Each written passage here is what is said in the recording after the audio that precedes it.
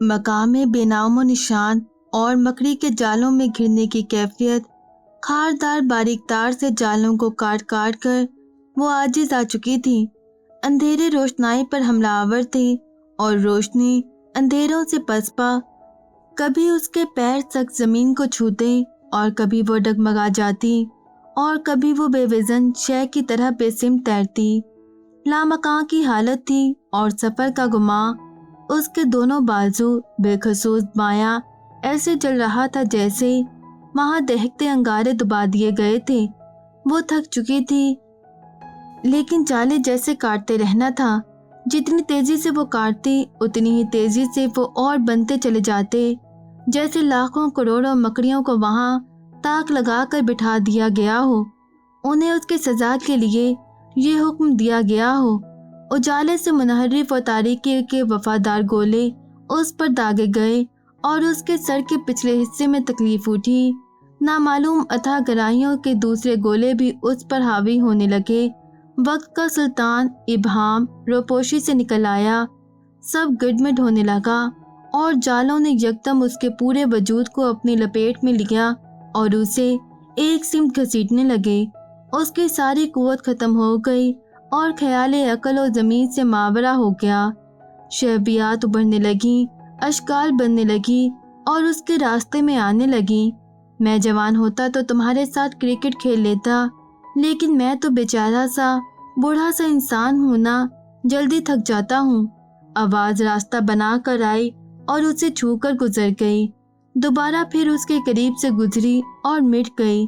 सड़कें, इमारतें, जमीनी टुकड़े, इज्साम और चीजें उसके अतराफ से आर पार होने लगीं। मुझे वीरा कहते हैं। सुपर पावर रूस को तो तुम जानती ही होगी। मैं उस मुल्क की सुपर गर्ल हूँ, लेकिन इसका ये मतलब नहीं कि तुम मुझे दी वीरा कहो। वीरा की अशकाल मुख्तलिफ जावियों में बनकर बिखर गई। वो साइकिल से गिर गई है। तुम्हें हर हाल में रेस जीतनी है। मेरी एक टांग टूट जाए या तुम्हारी दोनों।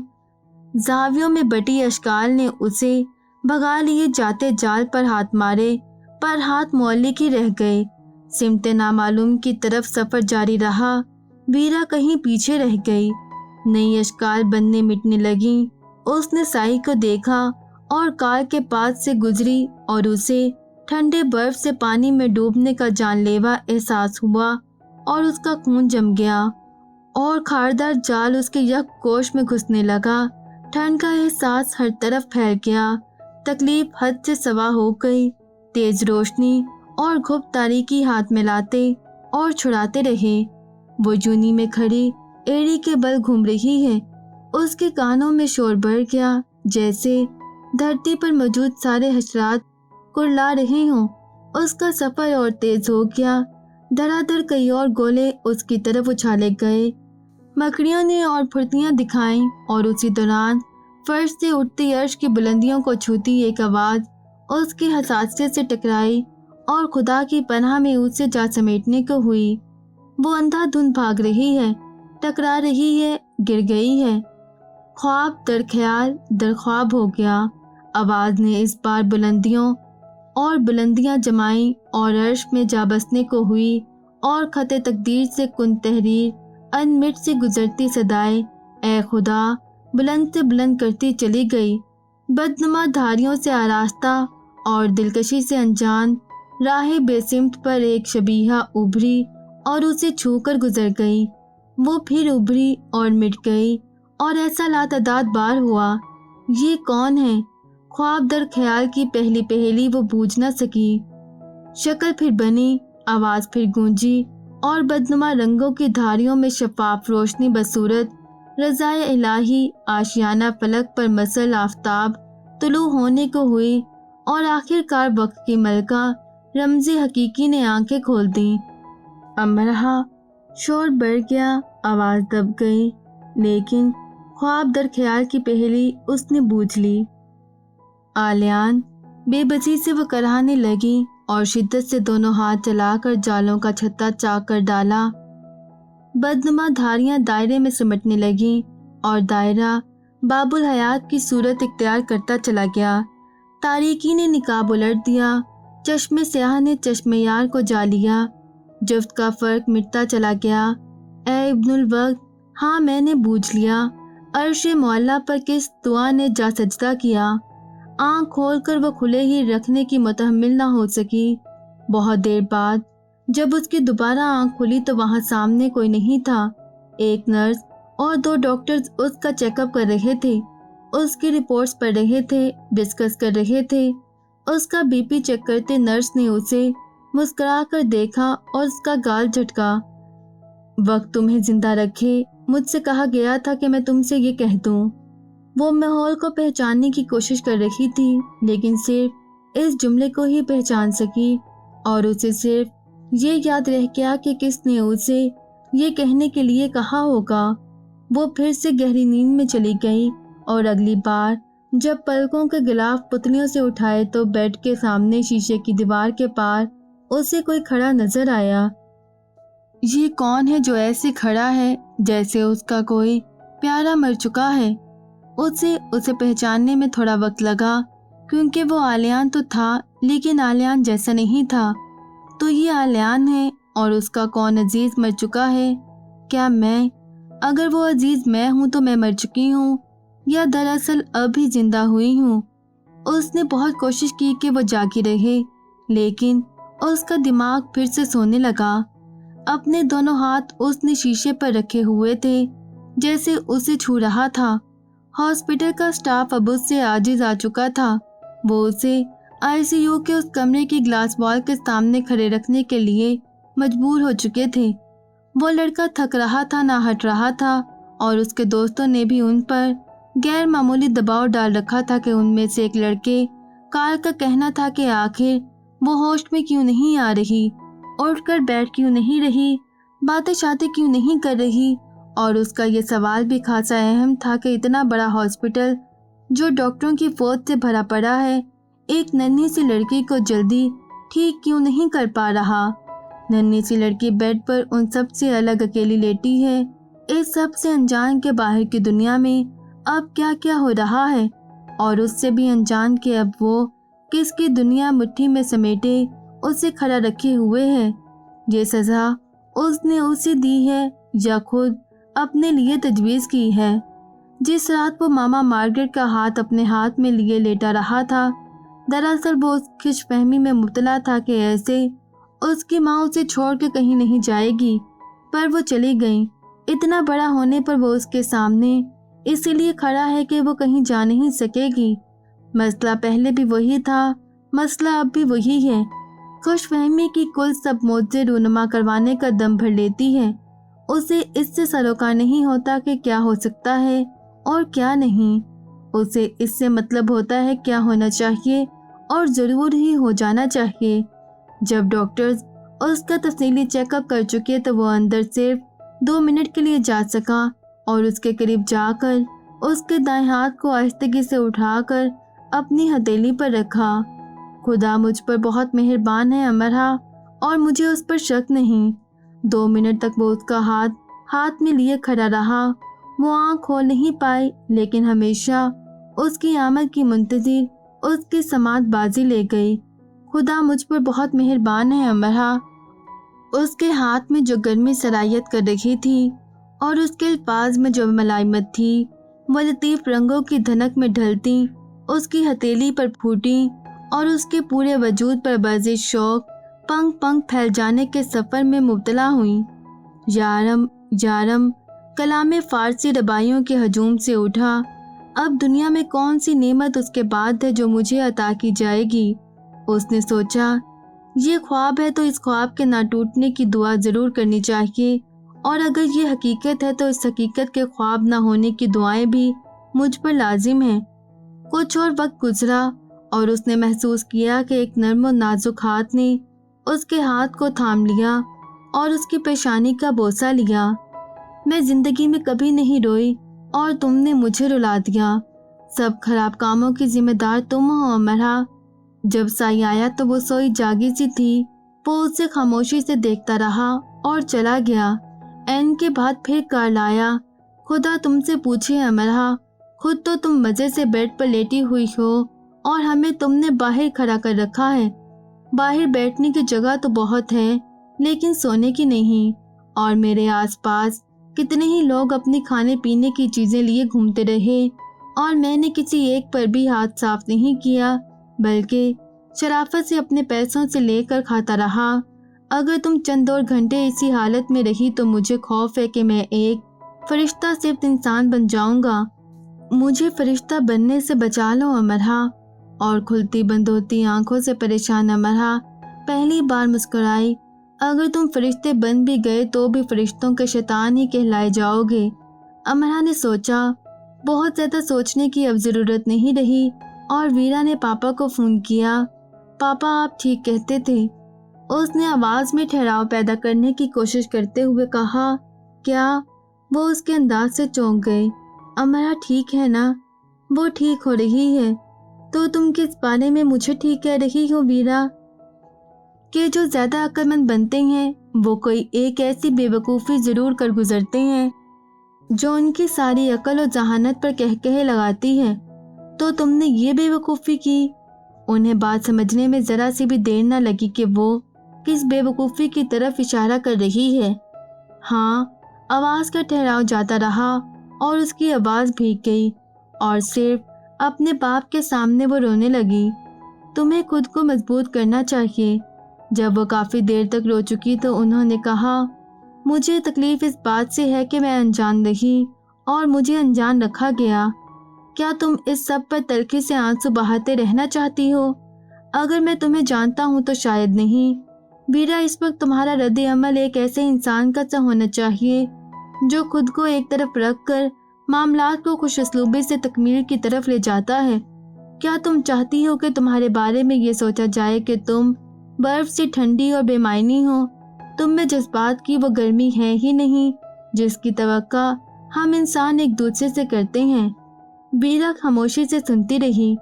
तुमने एक बार मजाक में मुझसे कहा था कि तुम तजर्बात में मुझसे कहीं आगे निकल चुकी हो और मैंने तुमसे सिर्फ इतना कहा कि इंसान तजर्बात में कैसा भी आदमी कुल क्यों ना हो जाए, वो किसी दूसरे इंसान का भेद नहीं पा सकता, मुश्किल से चंद एक का, वरना किसी का भी नहीं। उनकी इस दौरान आलियान से एक बार बात हो चुकी थी और ये जानने में उन्हें ज्यादा वक्त नहीं लगा कि अमरहा, जो वीरा की दोस्त है और बकौल वीरा आलियान की भी दोस्त रही है, वो सिर्फ दोस्त नहीं है, ठीक कह रही हैं, और आलियान का भेद अमरहा है। इस बार वो आवाज से रोने लगी, इसलिए नहीं कि उस पर भेद खुल गया था, सिर्फ इसलिए कि देर से खुला था। वहम यकीन में लिपटे उनके दिल पर खुल रहे थे और दादा के सब्र का पैमाना लबरेज हो चुका था। साधना का एक ही जवाब था कि ब्राज़ील में चंद वजूहात की बिना पर हुकूमत ने मवासलाती निज़ाम ब्लॉक कर दिया है। दादा को ब्राज़ील का मालूम था, ना उनके हुकूमती मामलात का। उन्हें अपने दिल का पता था जिस पर घबराहट और खौफ तारी हो जाता था। वो साधना से कई बार कह चुके थे कि वो झूठ बोल रही है और जिस वक्त साधना को ये मालूम हुआ कि अमरहा खतरे से बाहर है तो उसने कहा, स्टेडियम में छोटा सा हंगामा हुआ था फैंस के दरमियान। अमरहा थोड़ी सी जख्मी हो गई है, खौफ से बेहोश है और इतनी झूठ की आमेजिश हुआ सच सुनकर भी दादा को खड़े रहने के लिए दीवार का सहारा लेना पड़ा। और अमरहा ठीक है, दवाइयों के ज़ेरे असर सो रही है। तुम झूठ बोल रही हो, तुम अब भी झूठ बोल रही हो। साधना चुप कर गई। ये सब झूठ वो उन्हीं के लिए बोल रही थी कि वो इतनी दूर हैं अमरहा से। ज्यादा सच उनकी जान पर बड़ा सदमा साबित होगा। दूसरी तरफ हॉस्पिटल में मौजूद शाहवेज मैनचेस्टर वापस जा चुका था। वीरा की रूसी तलफ्फुज की तेज इंग्लिश दादा को बिल्कुल समझ नहीं आ रही थी। साई के छोटे छोटे सादा जुमले से भी दादा की तसल्ली ना हुई। वो तेज तेज और मुसलसल उर्दू बोलते जा रहे थे जो साई और वीरा को समझ ना आ सकती थी। वीरा और साई की जितनी भी बात दादा से कभी बात हुई थी तो दरमियान में अमरहा ने मुतरज्जिम के फराइज अंजाम दिए थे। वो दोनों इशारों से उन्हें पुरसुकून रहने के लिए कह रहे थे, लेकिन सब बेकार जा रहा था। वो बार बार अपनी गीली आंखें साफ कर रहे थे और उनसे एक ही बात कह रहे थे कि उन्हें फौरन अमरहा से मिलवाया जाए। साई टैबलेट आलियान के पास लाया। तुम अमरहा के दादा से बात कर लो, तुम्हें उर्दू आती है, उन्हें हमारी कोई बात समझ में नहीं आ रही। आंखें मसल कर वो टैब लेकर एक पुरसुकून गोशे में बैठ गया। गले को खनकार कर आवाज को कुछ साफ किया और फिर दादा को सलाम किया और कहा, अमरा ठीक है, दवाइयों के ज़ेरे असर सो रही है, जल्द ही जाग जाएगी। अस्पताल के रूल सख्त हैं, हम अभी उसके पास नहीं जा सकते। साई उसे यही सब कह गया था कहने के लिए और उसने यही कह दिया। दादा खामोश से हो गए और उन्हें ये मालूम करने में वक्त न लगा कि अमरा दरअसल कितनी जख्मी है। जो शख्स अपने अंदाज को आम बनाकर ये झूठ बोल रहा है कि वो दवाइयों के ज़ेरे असर सो रही है, वो किसी खास गम पर सोग मनाता कई वक्तों का जागा लग रहा है। एक ही दुख को झेलते दो लोग आमने सामने आ गए। दादा के खदशात की तस्दीक सिर्फ आलियान की तरफ देख लेने से ही हो गई कि अमरा कितनी जख्मी हो गई होगी, लेकिन अब ये जानकर भी वो वैसे जख्मी नहीं हुए जैसे कुछ देर पहले मुख्तलिफ वसवसों के हाथों हो रहे थे। वो जख्मी कैसे हुई? एक दूसरे को जब दो लोग खामोशी से तकरीम दे चुके तो दादा ने पूछा। वो जख्मी, उसकी ज़बान लड़खड़ा गई और दादा से उसके तासुर में छुपे गम की ताब लाना महाल हो गया। मुझे याद नहीं, खुद को बेतासुर रखते उसने कहा। वही पुराना अलमिया कि कौन है जो उन लफ्ज़ों की अदायगी करना चाहता है जो अपने किसी प्यारे की तकलीफ से लबालब हो। याद नहीं, दादा ने खुद कलामी की और अब तक की जिंदगी के तजर्बात उनकी मुट्ठी में सिमट आए। नुक्तों ने तस्वीर बना डाली और उस तस्वीर को पोशीदा रखने पर उन्होंने खुद ही अपना मुहासबा किया।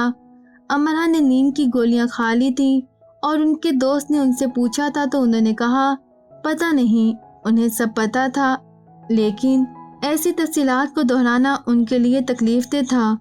दुनिया के एक हिस्से इधर लाहौर में एक शख्स अपने कमरे में मौजूद है, उधर दुनिया के दूसरे हिस्से के हॉस्पिटल में एक दूसरा शख्स मौजूद है और उन दोनों अशखास पर एक नज़र डालकर दादा ने जान लिया कि हॉस्पिटल में बैठा वो शख्स उनसे कहीं आगे की बाजी ले गया है।